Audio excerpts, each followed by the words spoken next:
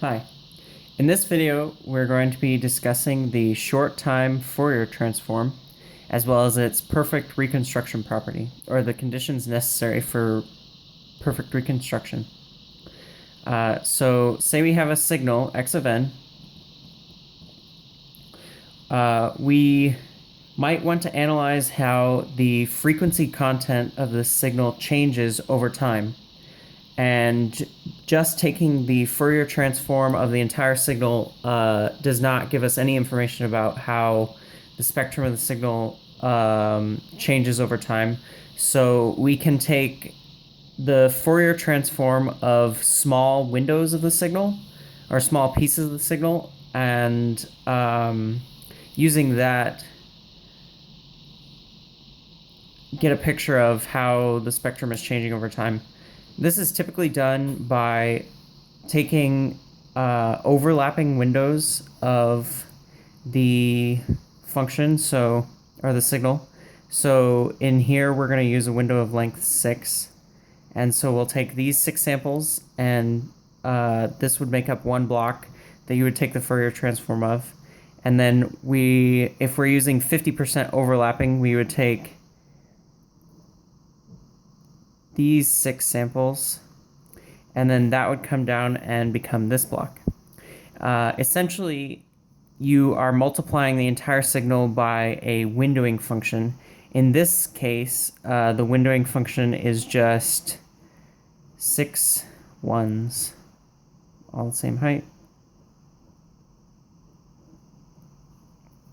And this isn't exactly desirable because you have discontinuities at the beginning and end of the signal, and this can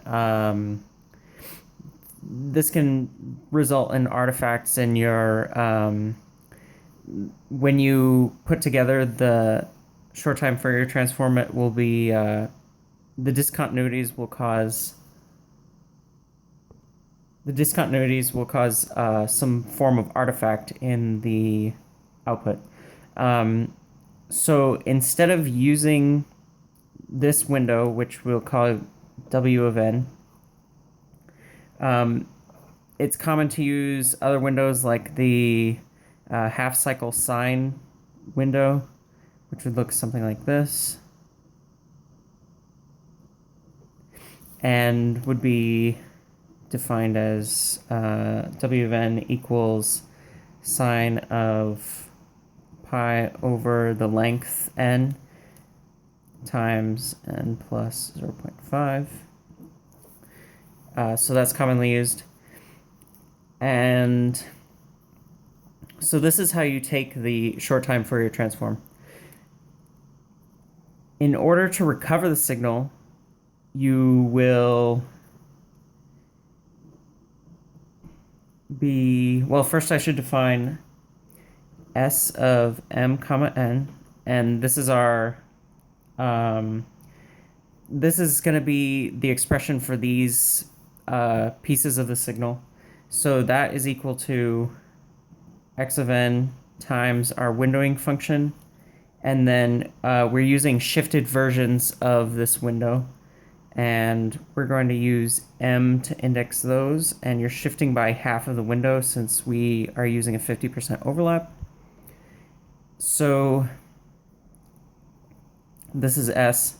Now to get the signal back, we're going to take the sum over m of S m comma n.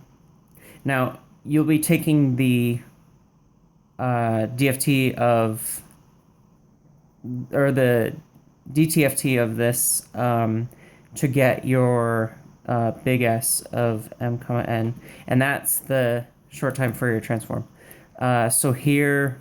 So in order to get the signal back, you'll take the inverse transform to get little s m comma n, and then you're going to multiply it by the windowing function again,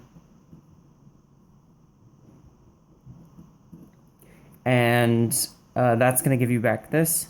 Now, if we want to recover the signal perfectly, so I can substitute in this expression. So we have the sum over m of x n times, this is going to be squared because we're multiplying it by it twice, And if we want to recover the same x of n, we will pull that out. And we're going to have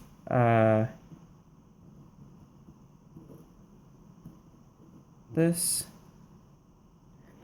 So I'm going to define p of n is equal to w squared of n. And you have p of n minus m n over 2. So if we want these to be equal, obviously this expression has to be equal to 1.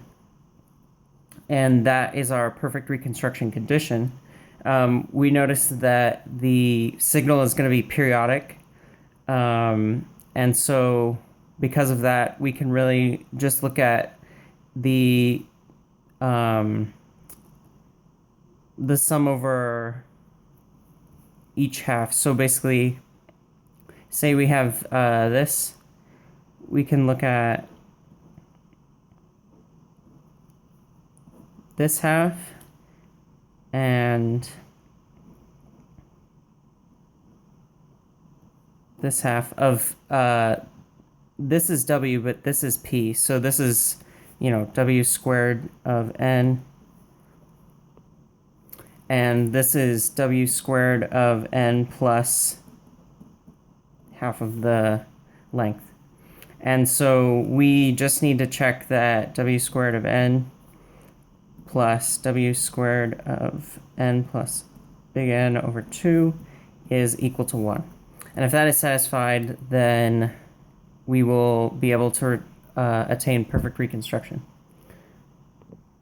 This is of course true for the half cycle sign, because shifting a sign a quarter cycle, so half of this half cycle, back is equivalent to having a cosine, and we have the common identity sine squared plus cosine squared is equal to 1. So we know that for this half cycle sine, this perfect reconstruction property is satisfied.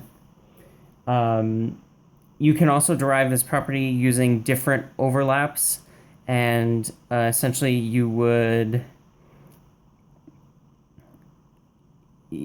be summing up different terms in this summation and checking that, each of the correct shift would add up to 1.